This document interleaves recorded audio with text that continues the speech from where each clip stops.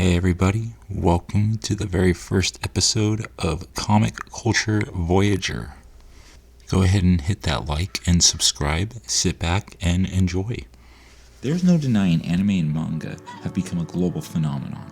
Be it Goku debuting at the Macy Day Parade, anime influencing fashion and film, or the anime conventions where fans swarm in massive droves from all around the world. As American comic books have transcended the newsstand, become multi-billion-dollar blockbuster franchises, manga and anime have grown from obscurity in the American comic book market to nearly eclipsing all American comics in terms of sales alone. In 2021, news broke that One Piece by Ichiro Oda, about a group of pirates in a fantasy world, had overtaken the Dark Knight himself, Batman, in historic overall sales, putting the pirate manga at number 2 just below the big boy scout himself, Superman at number 1, and moving Spider-Man to the number 4 slot. One Piece started in 1999 and it has already beaten Batman and Spider-Man, both of whom had been around since the 1930s and the 1960s respectively. Growing up in the 1990s, anime and manga was not readily available as it is today.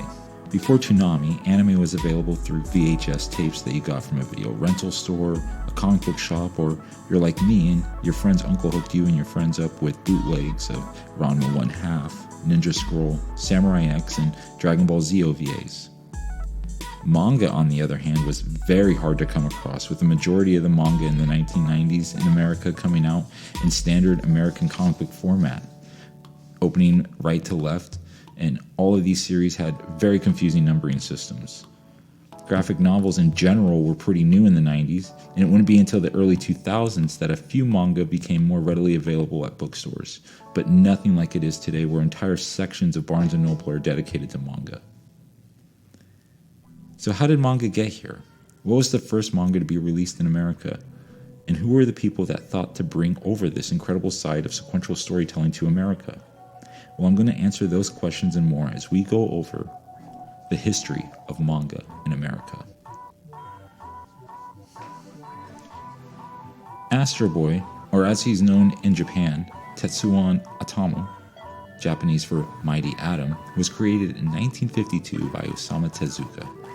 Before being named the god of manga, Tezuka was a student at Osaka School of Medicine, and all the while he was publishing manga for various publications. One of these stories was Ambassador Atom, released in 1951, and that story would change everything. The story itself was not incredible or particularly popular, but one character was, the boy robot. This would later be considered the first appearance of Astro Boy. But before Astro Boy's debut in his own series, Tezuka had a plan. Sometime earlier, Tezuka had heard from a stationery company about Walt Disney's licensing. See, Disney doesn't make its money from movies and box office sales. No, they make their money off licensing their properties. Mickey Mouse notebooks, posters, stickers, toys, and every other kind of merchandise tie-in you can think of. Learning about this, Tezuka got a copyright for Astro Boy. Today, this isn't noteworthy since it's standard procedure, but Tezuka was the first person in Japan to get a copyright for an animated Japanese property. And by doing this and planning for the merchandising and licensing opportunities for Astro Boy, Tezuka essentially created the anime and manga industry as we know it today. Astro Boy debuted in his own series in 1952, and it was a massive success and launched Tezuka's career into another stratosphere in Japan. Fast forward 10 years, and with experience in both manga and anime production, Tezuka had founded his own animation studio, Mushi Productions, from which he would create animated and stop-motion works, one of which was an Astro Boy cartoon that was screened for investors. One such investor was from NBC in America, who was so impressed with Astro Boy they ordered a 52-episode season right there. Debuting New Year's in 1963 on Japanese television, Astro Boy took the youth of Japan by storm, and 9 months later it would debut on American television stations across the country to wide acclaim, and it was soon that a second season was ordered.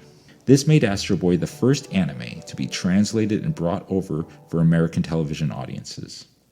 The series was significantly edited and censored for American audiences, sometimes combining 2 episodes into one or removing an episode altogether. For the American production, the Mighty Atom was changed to Astro Boy, mostly to avoid confusion with other series like Atom Ant, And then there's also DC Comics' The Atom. There's also Captain Marvel's villain, Mr. Atom. And possibly to avoid any association between atomic energy and Japan.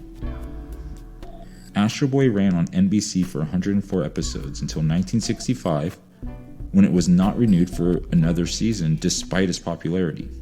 When NBC was asked why they had not renewed the series for a third season, they were informed that with 104 episodes, they had more than enough episodes to cycle through indefinitely on syndication.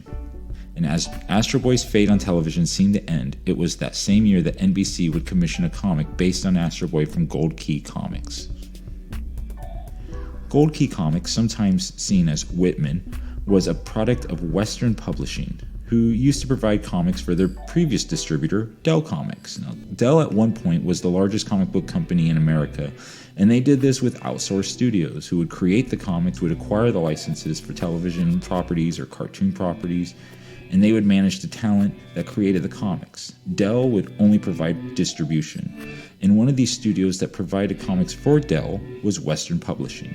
Now, this changed in 1962 when Western Publishing split from Dell, taking their licenses and talent with them and forming Gold Key Comics, who, along with their own original titles like Magnus Robot Fighter, Turok, and Dr. Solar, they had also carried on their license work for everyone from Disney to Hanna-Barbera, Looney Tunes. They did movies, they did television, and they especially did work for NBC, whom they did a lot of adaptations for.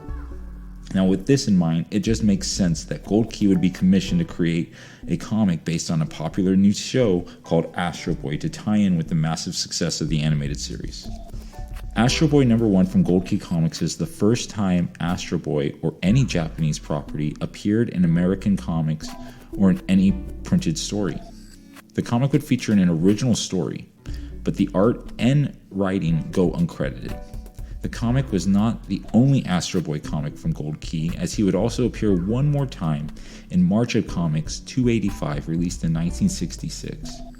March of Comics is a title that was handed out to customers for free, and these comics would have blank spaces on them so that merchants can stamp or place their store information on it. It's really similar to the modern Free Comic Book Day model, where comics have blank spaces in the corners for stores to stamp their logo and information. These two issues represent the entirety of Astro Boy's licensed comics in America, and Astro Boy, in its original form as drawn by Osamu Tezuka, wouldn't be released in America until 2002.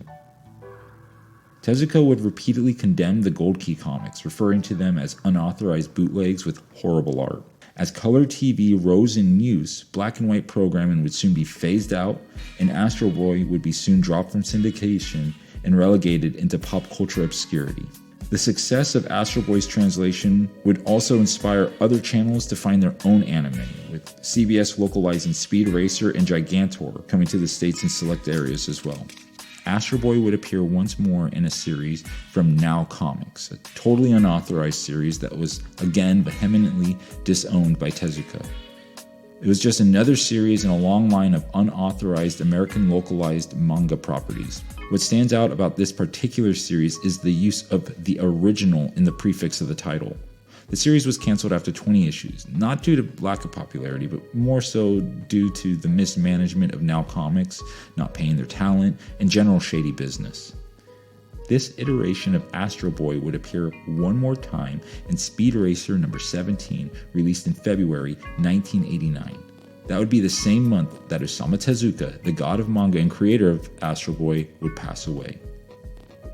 And so the greatest manga creator passed away without ever seeing Astro Boy or most of his works ever being brought over to American audiences. In 2002, in celebration of Astro Boy's 50th anniversary, Astro Boy was released in its original manga form with English translations for the first time. Released through Dark Horse on a monthly basis from 2002 to 2004, the 23 volumes were released alongside an anime reboot that debuted on Kids WB.